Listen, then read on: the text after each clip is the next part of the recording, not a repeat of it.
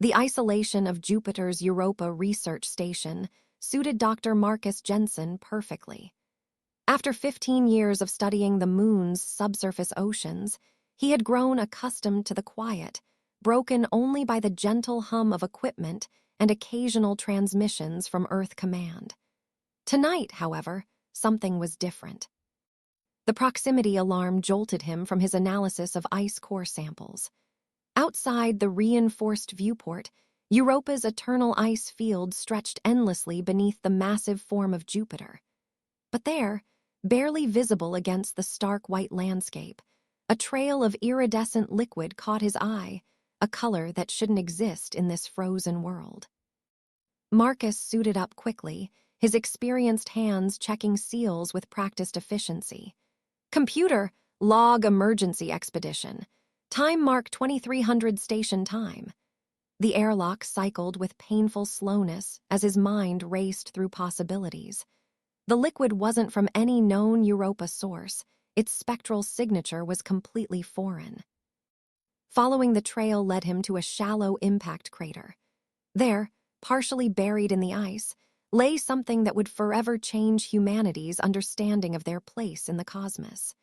A sleek vessel, no larger than a small shuttle, had crashed. Its hull shimmered with an otherworldly metallic sheen that seemed to absorb and redirect the light from his helmet lamp.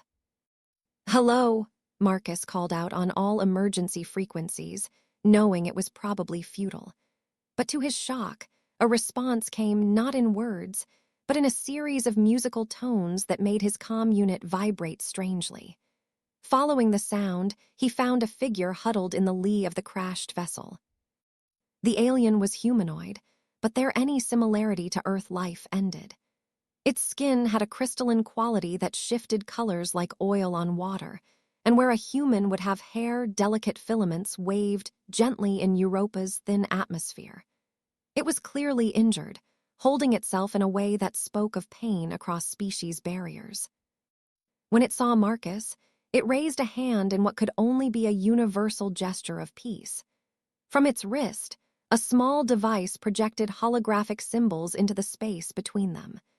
Marcus watched in fascination as the symbols rearranged themselves, apparently attempting to establish communication.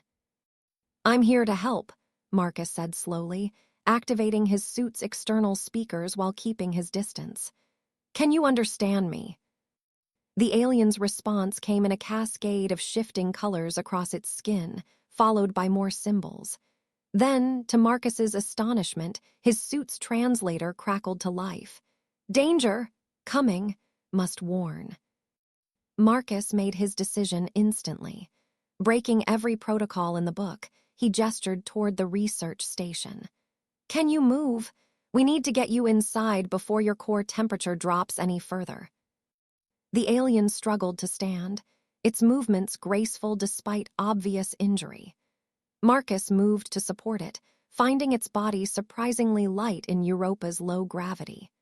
Together, they began the careful journey across the ice field toward the station, leaving behind the crashed ship and any pretense that humanity was alone in the universe. As they approached the station's airlock, Marcus couldn't shake the feeling that this encounter was just the beginning of something much larger than himself. The alien's warning echoed in his mind, mixing with questions about what could drive such an advanced being to crash land on humanity's frozen doorstep. Inside the station's decontamination chamber, Marcus watched in amazement as his mysterious visitor's crystalline skin adapted to the changing environment. The alien's filaments contracted slightly, and its color shifted to match the ambient temperature of the room. Years of scientific training warred with the sheer impossibility of what he was witnessing. The alien touched its wrist device again, and this time the translation came through clearer. "Gratitude. I am Nexus, scout of the crystalline Concordat." The voice was neither male nor female, but carried a musical quality that seemed to resonate with the station's metal walls. "Dr. Marcus Jensen," he replied, fighting to maintain his professional composure. "You're injured. Let me help." He gestured toward the medical bay, but Nexus held up a hand, its skin pulsing with urgent patterns. No time. The Void Hunters follow. Your world, all worlds in danger. Nexus's translator struggled with the concepts, but the fear in those alien eyes needed no interpretation. The scout pulled a small crystal from a hidden compartment in its suit, its surface swirling with data patterns. This contains proof. The hunters destroy civilizations, have destroyed 12 already. Marcus accepted the crystal with trembling hands. Why come here? Why Earth? Your species, unique, still hidden, most importantly adaptive. Nexus moved to the station's viewport, gesturing at Jupiter's looming form. Others fight with technology, lose. Humans fight with creativity, survive. We watched, learned, need your help. The implications staggered Marcus. Not only was humanity not alone, but they were being evaluated, studied, and now, apparently, recruited. These Void Hunters, how long do we have? Nexus's skin darkened to a deep indigo. 3 of your months. They follow stellar winds, hunting energy signatures. Found my people centuries ago, nearly extinct now. But we learned. The alien's voice trailed off as pain seemed to overwhelm it. Marcus quickly helped Nexus to the medical bay, his mind racing. The station's communication array could reach Earth Command in minutes, but would they believe him? And more importantly, should they? He had no proof beyond the injured alien before him and a crystal full of unreadable data. As he treated Nexus's wounds, thankfully similar enough to human injuries that his medical training proved useful, the scout shared more details. The Void Hunters were ancient, patient, and methodical. They didn't simply conquer, they harvested entire civilizations for their technology and knowledge, leaving behind empty worlds and shattered species. Why do you think humanity can help? Marcus asked, applying a regenerative patch to a particularly nasty gash across Nexus's shoulder. We've barely reached our own moon's moon. Your people are centuries ahead of us technologically. Nexus's skin rippled with what Marcus was beginning to recognize as amusement. Technology trap, make species dependent predictable. Humans, the scout paused, searching for words. Humans improvise, make strength from weakness, turn simple tools to impossible purposes. We need this. A warning klaxon suddenly blared through the station. Marcus rushed to the control panel, his heart racing. Long-range sensors had detected something massive emerging from faster-than-light travel at the edge of the solar system. Multiple signatures, all heading inward. They followed, Nexus whispered, skin paling to an almost transparent state. Faster than calculated, no time to warn others. Marcus stared at the sensor readings, watching as more and more objects appeared. Then he made a decision that would alter the course of human history. Computer, encode and transmit emergency protocols to Earth Command. Authentication Jensen Alpha 97. He turned to Nexus, determination setting his features. Your people chose to trust humanity. I won't let that trust be misplaced. As the computer began its transmission, Marcus knew they were now in a race against time. They had to convince Earth's leaders of the threat, prepare defenses, and somehow find a way to face an enemy that had destroyed civilizations far more advanced than their own. But looking at Nexus, seeing the hope in those alien eyes, he felt something he hadn't expected. Excitement. Humanity had always thrived when faced with impossible odds. Now they would have the chance to prove it on a cosmic scale. Earth Command's response came faster than Marcus expected. Within hours, the Europa research station was swarming with military personnel and scientists. Admiral Helena Frost, a decorated veteran of the Mars conflicts, stood before the holoscreen displaying the approaching Void Hunter fleet, her steel-gray hair pulled tight in a regulation bun. Dr. Jensen, your alien friend's crystal has proven, illuminating. The Admiral's voice was carefully neutral as she gestured to where Nexus stood, still weakened but recovering. Our quantum computers finally cracked its encryption. What we found is both fascinating and terrifying. The holoscreen shifted, displaying images that made Marcus's breath catch. Entire solar systems stripped bare of resources. Civilizations reduced to cosmic dust. But more importantly, it showed something else: weaknesses. The hunters are not invincible, Nexus explained, skin flickering with urgent patterns. They follow patterns, protocols. Every species they destroyed fought exactly as expected. Technological defense against technological attack. But humans... The aliens' filaments waved with excitement. Humans are chaos incarnate. Admiral Frost's lip twitched in what might have been a smile. Our analysts agree.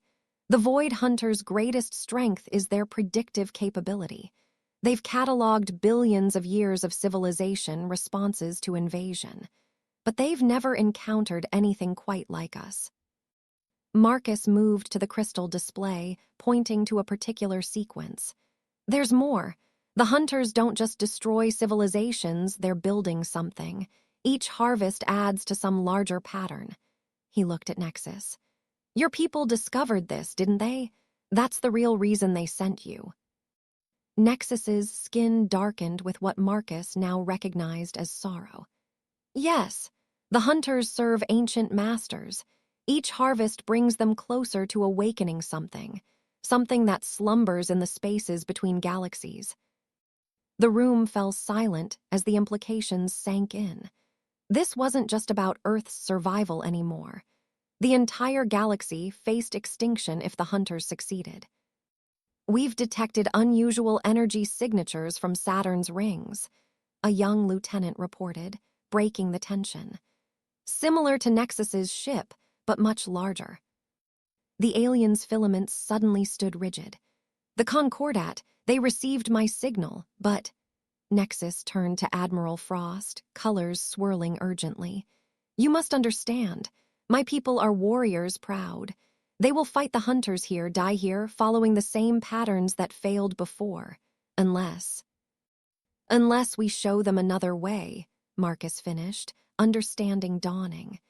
Your mission wasn't just to warn us, it was to learn from us, to help your people break their own patterns. Admiral Frost studied the approaching signatures thoughtfully. How long until your people arrive? Hours, Nexus replied. The hunters, 3 days, not enough time to evacuate even a fraction of Earth's population. Then we don't evacuate. The Admiral's voice carried the weight of command. We innovate. Dr. Jensen, you've spent years studying Europa's subsurface oceans. Could they be weaponized? Marcus blinked, then felt a slow smile spread across his face as possibilities bloomed. The pressure differentials alone. Yes, they could.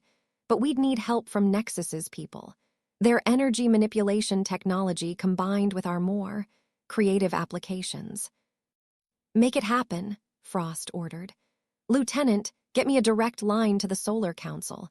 We're about to propose something unprecedented, a human crystalline joint defense force. She turned to Nexus. Your people need to understand this only works if we do it our way. No grand fleet battles, no honorable last stands. We fight dirty, we fight smart, and we fight to win. Nexus's skin rippled with colors Marcus had never seen before.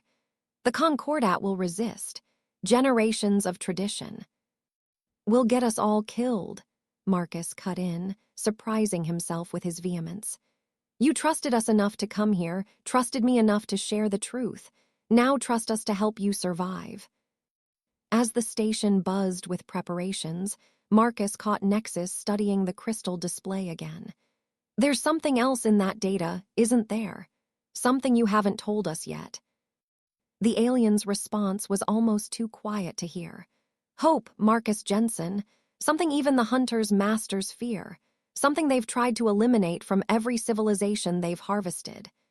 Nexus turned to him, skin glowing with intensity. The capacity to change. The sight of crystalline warships emerging from Saturn's rings would have been breathtaking if Marcus hadn't been so focused on the mounting crisis. The vessels resembled massive geometric snowflakes, each one unique and glittering with internal energy. But it was their formation that troubled him, a perfect, predictable battle array that might as well have been gift-wrapped for the Void Hunters. "They're not listening," Nexus observed, frustration evident in the jagged patterns rippling across its skin. The scout's wounds had healed, leaving behind faint traces that shimmered like mother of pearl.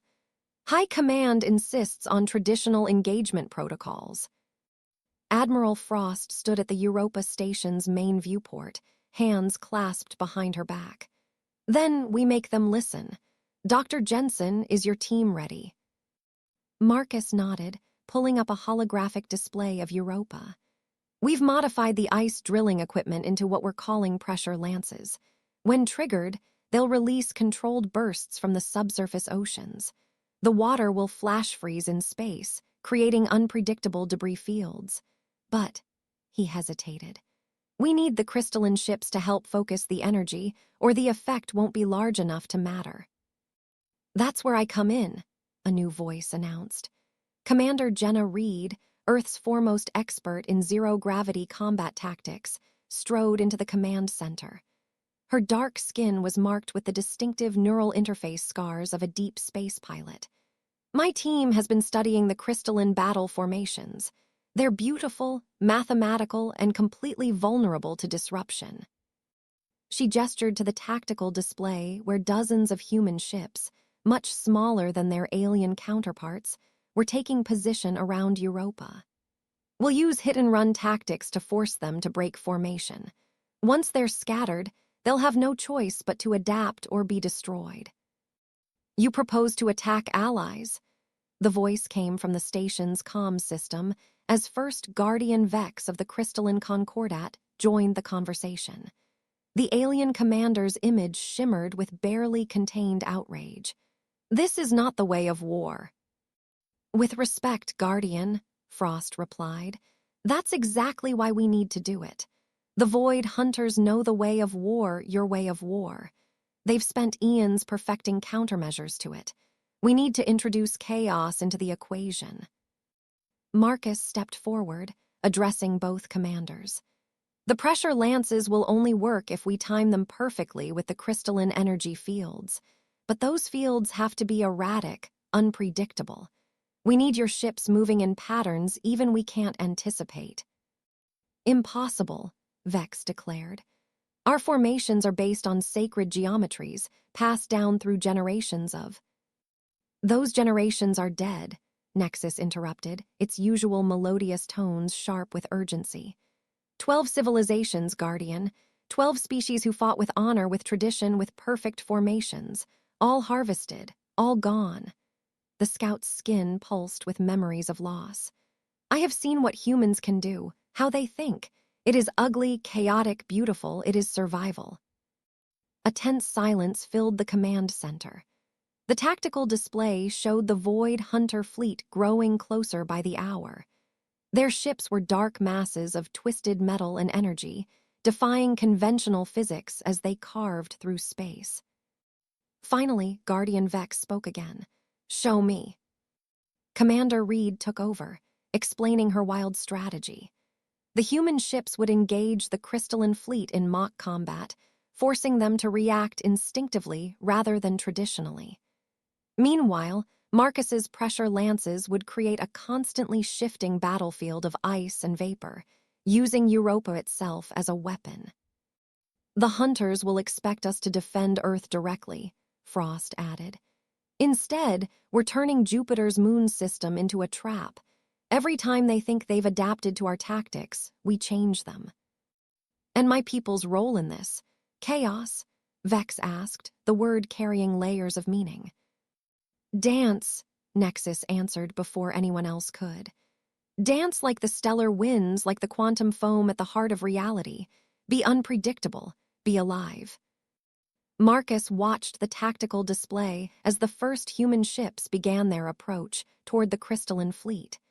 Everything hinged on this moment, whether an ancient, proud species could learn to embrace disorder in the name of survival.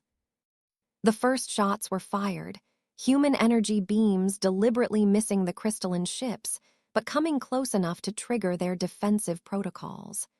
The geometric formation began to waver.